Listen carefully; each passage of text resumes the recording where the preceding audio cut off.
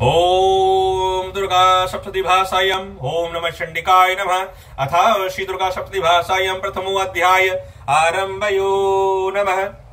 इस प्रकार से हमारा प्रथम अध्याय आरंभ होता है। अध्याय करने से पहले सबसे पहले संकल्प करते हैं। ओम हम नामस्य संजय पांडे सपरिवार मनसा वाचा कर्मणाय ग्रहम सुख शांति समृद्धि हेतु निरोगी काय हेतु मातेश्वरी भक्ति हेतु दुर्गा सप्तति पाठायम ओम आषाढ़ मासस्य शुक्ल पक्षे नवमी तृतीयो यः दुर्गा सप्तति पाठायम संकल्पम करिष्यति। ओम श्री दुर्गा सप्ततीनाम प्रभाषतव्यम। ओम नमः चंडिकाय नमः। दुर्गा सप्तति भाषायम ओम प्रथमो अध्याय आरंभयो। महर्षि मार्कंडेय जी का राजा सुरत और समाधि को देवी का महिमा बताना बहुत प्रतिभाद्य है। महर्षि मार्कंडेय जी ने माता के प्रतिभाव का एक अखंड रूप भाव बताया।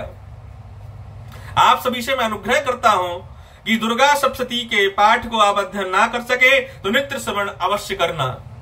मैं आपको 100% नहीं 1000% मैं आपको बोलता हूं कि आपके जीवन में जितने भी अमंगल कार्य हैं सब दूर हो जाएंगे, मंगल कार्यों के आगमन हो जाएगा और माता की कृपा आपके परिवार पे, आपके जीवन पे अवश्य सदा बना रहेगा। महर्षि मार्कंडेय जी बोले, सूर्य के पुत्र सर्वामणि की उत्पत्ति कथा विस्तार पूर्वक कहता हूं, सुनो। सर्वामणिक महामाया की कृपा से जिस प्रकार मनवंतर के स्वामी हुए उनका हाल ही सुनो।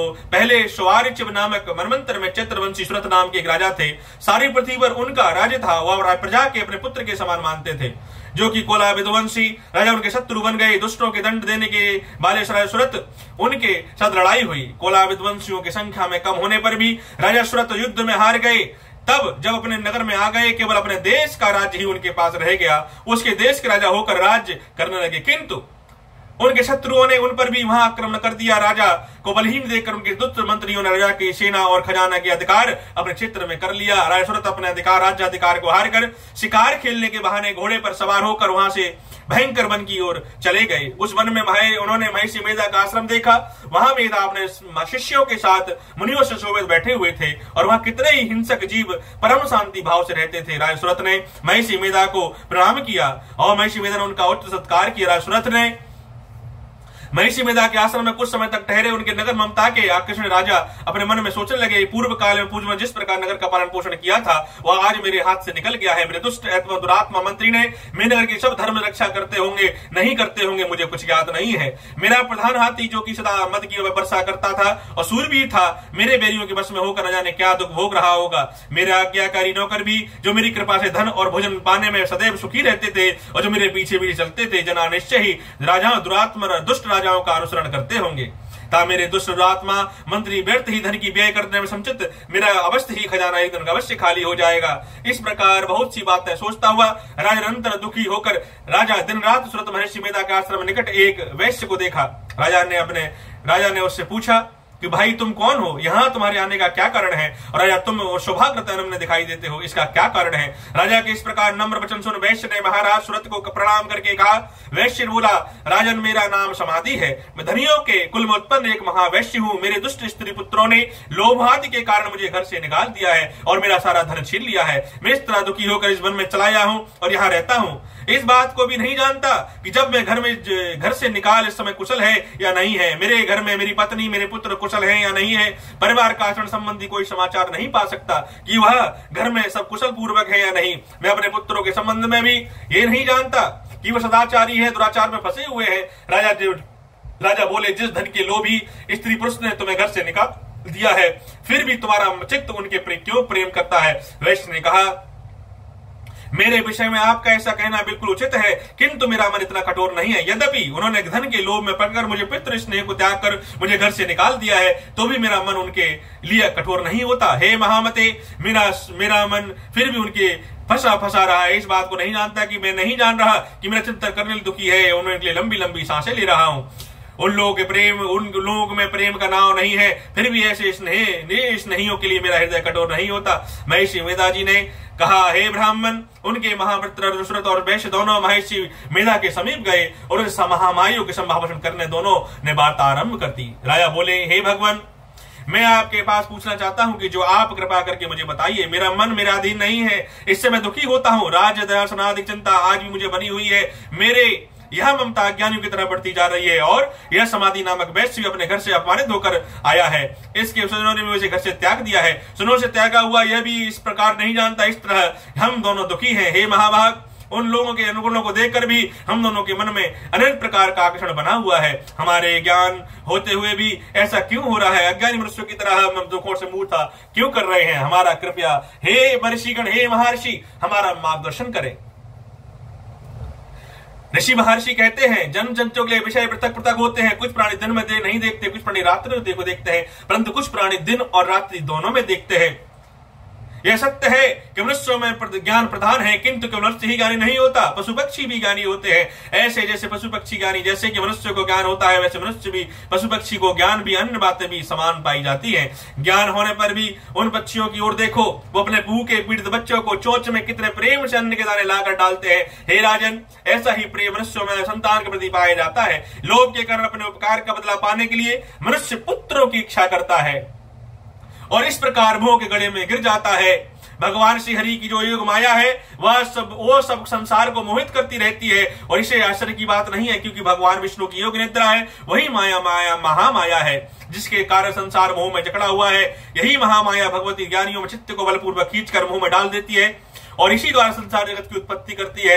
वही भगवती प्रसन्न हो रहे मनुष्य को सुख शांति प्रदान करती है, वही संसार के बंधन का कारण है। धर्मपुर जीव श्री स्वामिनी वही है। महाराज सुरत ने पूछा, भगवान यह देवी कौन है जिसके प्रभाव से महामाया कहते हैं?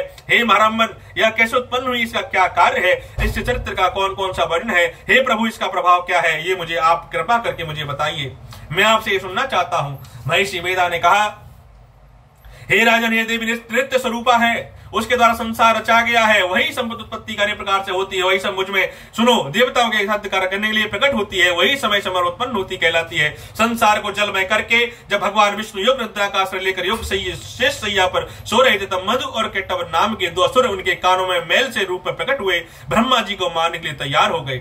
श्री ब्रह्मा जी ने कहा, जब उन दोनों को अपनी ओर आते देखा तो वह भी देखा कि भगवान विष्णु योग निद्रा का आश्रय लेकर सो रहे थे। तब वह समय भगवान विष्णु को जगाने के लिए नेत्रों में निवास करने वाले योग निद्रा की स्तुति करने लगे। ब्रह्मा जी ने कहा, हे देवी, तुम ही स्वा हो, तुम ही सदा हो, तुम ही सष्टाकार हो, तुम ईश्वर हो, तुम ही स्वरूप हो, तुम ही देने वाली सुधा हो, नित्य अक्षर प्रणव और आकार उकार मकार तीनों माताओं के रूप में तुम ही स्थित हो। इसके अतिरिक्त जो बिंदुपत अर्ध मात्रा है जिसको विशेष रूप से उच्चारण नहीं किया जा सकता, हे देवी तुम ही हो। हे देवी संध्या सावित्री परम जननी तुम ही हो, तुम ही हो विश्व की धारण करने वाली, तुमने ही जगत का रचना की है, तुम ही जगत का पालन करने वाली हो, तुम ही कल्प के अंत में सबका भक्षण करने वाली हो। हे देवी, जगत की उत्पत्ति के समय तुम ही षष्ठी रूपी होती रहती हो, तुम ही जगत की स्थिति में निवास करती रहती हो, कल्प के अंत में संहार रूप धारण कर लेती हो, तुम ही महाविद्या महामाया महावेदा महारात्रि और मोहरात्रि हो। हे ईश्वरी मोद रूपा बुद्धि तुम ही हो, लज्जा पुष्टि तुष्टि और शांति क्षमा तुम ही हो। हे रूप धारणी सूरधारणी विनुत रूप अधरक धारणी शंख चक्र गदा धनुष को धारण करने वाली, बाण को धनुष पुषंडी भरण को तुम्हारे ही अस्त्र है। तुम सौम्य और सौम्यतर ही नहीं बल्कि कितनी ही सौम्य सुंदर वस्तुओं में सुंदर अति सुंदर आप ही हो, उन सबसे बड़े सुंदर तुम ही हो। तुम हो अपने वक्त्र सुंदर रूप धारण करती हो। हे सर्वस्वरूप, हे देवी, जो भी सत असत पदार्थ है उन सब की कृपा शक्ति आप ही हो, तुम ही हो। ऐसी अवस्था भला तुम्हारी स्तुति कौन कर सकता है? इस संसार की दृष्टि पालन संहार के करने वाली भगवान को नित्य सब रूप से वशीभूत कर दिया है, और फिर तुम्हारी स्तुति कौन कर सकता है? मुझे भगवान विष्णु तथा भगवान शंकर को धारण करने वाली तुम ही हो, तुम्हारी स्तुति करने की शक्ति किसमें है? हे देवी, तुम्हारी स्तुति कौन कर सकता है? तुम्हारी स्तुति वही कर सकता है जिसके ऊपर आपकी कृपा है। हे मातेश्वरी, हे जगत माता, हे कामेश्वरी, आपकी भक्ति करना हर किसी के बस की बात नहीं। जिसके ऊपर आपकी भक्ति, जिसके ऊपर आपकी कृपा होती है, वही आपका नाम का स्मरण कर सकता है, आपकी भक्ति कर सकता है, इसके अलावा कोई और नहीं कर सकता। आपने सुधार प्रभाव के कारण प्रशंसनीय हो। मधु और केटव को भयंकर असुर हैं, उन्हें मुंह में डाल दो और श्री हरि भगवान विष्णु को जल्दी जगा दो, उनको मार डालने की बुद्धि उत्पन्न कर दो। महर्षि वेदा बोले, हे राजन, जब श्री ब्रह्मा जी ने बोले देवी इस प्रकार स्तुति करके भगवान को जगाने और मधु केटव को मारने के लिए भगवान विष्णु के नेत्र मुख नासिका बाहु हृदय वक्षस्थल से निकलकर देवी श्री ब्रह्मा जी के सम्मुख खड़ी हो गई। उनका ऐसा करना देख भगवान श्री तुरंत जाग उठे और दोनों असुरों को देखा तो अत्यंत बलवान और पराक्रमी थे, मारे क्रोध के उनके लाल हो रहे थे और जो ब्रह्मा जी का वध करने के लिए तैयार थे। जब दोनों दुरात्मासुर भगवान श्री हरि नारायण के सम्मुख प्रकट हुए। पूरे 5000 वर्ष तक दोनों में युद्ध चलता रहा और अंत बलवान था पराक्रमी दूसरे महामाया ने उन्हें भी मुंह में डाल रखा था। अतः श्री परा भगवान ने कहने लगे, हम दोनों तुम्हारी वीरता से अति प्रसन्न हैं, तुम कोई वर मांग लो। भगवान ने कहा, यदि तुम मेरी वीरता से प्रसन्न हो तो तुम मेरे हाथों मारे जाओ, ऐसा मुझे वरदान दो। इतना ही वर मैं तुमसे मांगता हूं, यह दूसरे वर में क्या प्रयोजन। महिषी वेदा बोले। इस तरह जब दोनों धोखे में आ गए और चारों ओर जल ही जल देखा तो भगवान श्री हरि से कहने लगे कि जहां पर जल हो ना हो, सूखी जमीन हो, उसी जगह हमारा वध कीजिए। महिषी वेदा कहते हैं, तथास्तु कहकर भगवान श्री हरि ने दोनों को अपनी जांग पर लिटाकर सिर धड़ से अलग कर दिए। इस तरह से देवी श्री ब्रह्मा जी की स्तुति करने पर प्रकट हुई थी। वो माता योग माया थी, जिससे पूरा संसार भ्रमित है, जिसने पूरे संसार को भ्रमित कर रखा है। काम लोभ मद अहंकार से ग्रसित करके सबको काम लोभ मद में डाल रखा है। इसलिए अगर माता योग माया की योग माया से अगर आपको विरक्त होना है तो सच्चे मन से काम लोभ मद अहंकार को त्याग कर माता के प्रभु श्री हरि नारायण के चरणों में अपने आप को समर्पित कर दो, आपका उद्धार हो जाएगा। ओम श्री योग माया परम शांति तेरी सदा ही जय हो। हे माते श्री योग माया तेरी सदा ही जय हो। ओम श्री महादुर्गा सप्तशती भाषायां प्रथमो अध्याय संपूर्णयः। इस प्रकार हमारा प्रथम अध्याय संपूर्ण होता है। अब हम आगे द्वितीय अध्याय की ओर बढ़ रहे हैं।